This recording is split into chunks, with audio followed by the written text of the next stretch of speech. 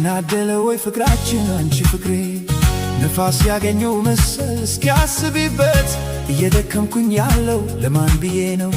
ማነው ታዳ የነካብኝ አንቺ አበባዬ አንቺ አበባዬ አንቺ አበባዬ ደናደለ ወይ ፍቅራችን አንቺ ፍቅሬ ነፋስ ያገኘው መሰል እስኪያስቢበት እየደከምኩኝ ያለው ለማን ብዬ ነው? ማነው ታዲያ የነካብኝ አንቺ አበባዬ አንቺ አበባዬ አንቺ አበባዬ